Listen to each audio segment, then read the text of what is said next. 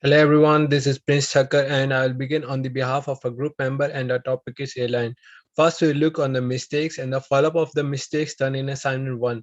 Then we'll look on how to use advanced use case diagram and in the end I'll tell you what role did I play in making assignments in the group. So let's start with our first topic of our presentation, that is progression. So let's see what progression we have done in an assignment 2 as we got mistakes in an assignment 1. So we will see estimated activities might not be completed as scheduled in our assignment 1. So it may require some extra time with that we have taken in assignment 1, but now we have done everything on time. And now we look to our security design, which is like a layout that may change for suitable new user. So it is very essential to make SRS document flexible and adaptable for efficiently delivery of the system. So if we do on airline, our passenger should be properly traveling with all the flexible and everything should be on time. So our team members are divided accordingly to handle the problem. So we have divided our works as according to our compatibilities. So changes are inevitable. So changes that are inevitable, that is really necessary to adapt and adjust as per the new changes. So as we know that whenever the development is done, we have to change according to our progression. Now we will see what we can how to read advanced use case diagram and how we have made for our flight system. So search for a flight, a passenger, this is passenger, this is bank, and this is administration. So a passenger look for a flight, and when they have to search for a one way, that means that they only have to go and then they don't have to come back on a same flight. So this is for a one-way trip, and if it's a round trip then they have to go and then they have to come back. For that they get special discounts, and they also get special discount on number of children, number of adults, number of interns. For this we have to provide them a special services. So this is how the use case diagram is done. If we will see how a passenger book flight, we will see a book flight. It's book a flight and then it choose a type for that. So it sees a business or economic class ticket, and then it make a payment. So and then it decide which type of payments it want to pay. So it gonna go through PayPal or credit card. Then it goes to processing payment, and then it generate a receipt for the customers, and then the processing is done. So then a receipt is goes to again to the passenger. So then they can see at what date they have to go. And now we will see how administration add a new flight system, modify flight details. Like now we see it's a coronavirus time, so they have to modify flights. The person have to cancel so many flights. So this is all the booking system is done by administration to update the details of the flight. So now everything is how is in detail, and I've told you how to use advanced use case diagram. Now I'll forward my presentation to our next team member, Roshni. Thank you.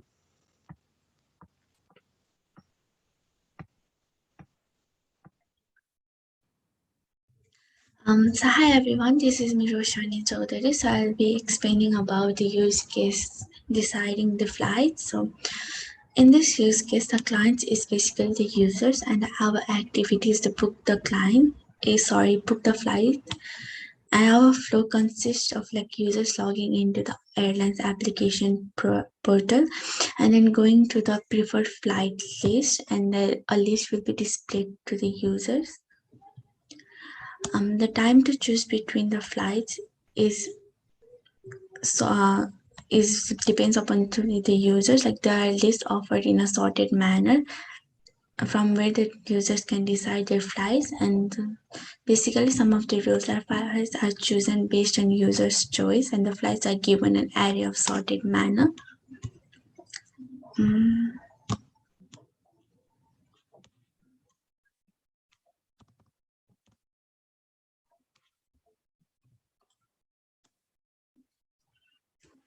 Sorted manner. So the number of times to operate is only one, and the triggers in this use case is that users select the sort flights by price or time when flights will arrive at depot. So on this sort by function, the options are the price and time range. So between that, the users can apply the filter and decide as per their criteria.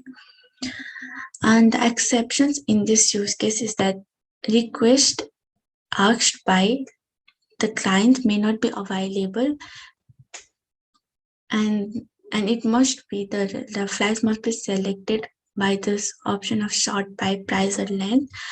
And we also have like one assumption, like different prices are available from which the customers can choose which is more favorable to them. Thank you.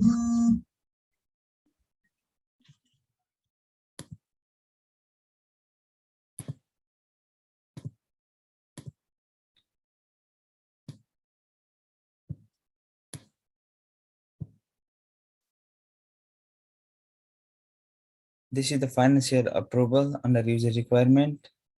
Here the user is provided the description they have to pay for the flight they book.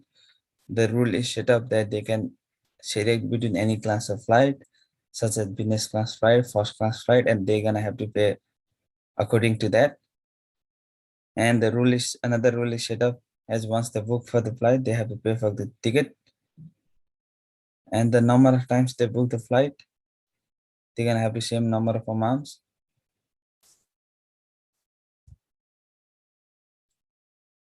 And they can book the flights by clicking on a book now button, which is already set up. And they can request passenger to submit the details of the card. Users must enter the details of their payments card.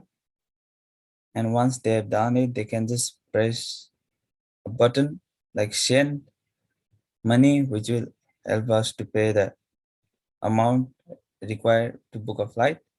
Once the confirmation of the payment is done, the invoice is sent to the user. The way to do this payment is PayPal, which is very reliable. And the another rule is set up that user may not have enough money on their bank account, so it can also decline the payment, and the payment must be from credit card or debit card. Here we have a storyboard where we can analyze and understand user activities. This will help us to produce paper-based design prototype, and that will evaluate design with the end users so we can get a design prototype.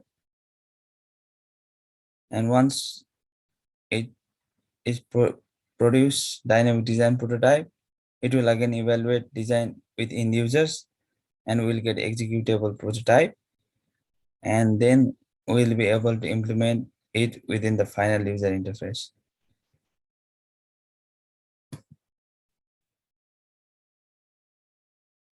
So let's continue. Here, I'm going to talk about the system sequence diagram, which is about the online ticketing system, where customer can find us online and they can reserve the flight service as per their requirements, and we're gonna give them a lot of choice for the flights, like business flight, economy flight, and uh, like that, and they can choose one of the flights uh, for them. So as soon as they choose their flight, our place holders, they take the passenger information, and uh, as soon as the identity is approved for the customer, then we take the card information, and uh, the payment is made online. So we need the verification from the bank of the customer. So as soon as verification is done, so the seat is reserved, and that's all the customer need to do, and that's all happen in the online ticket in our online ticketing system. So let's go to the advanced class diagram.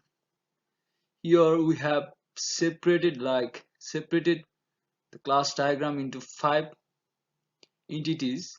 So that's the flight details, credit card details, ticket info, and the passenger profile.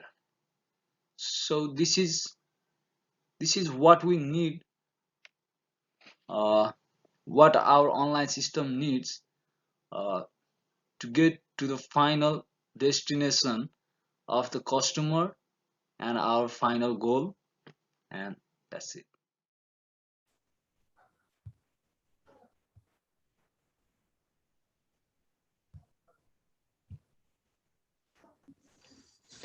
Hi, this is Sandesh Takal.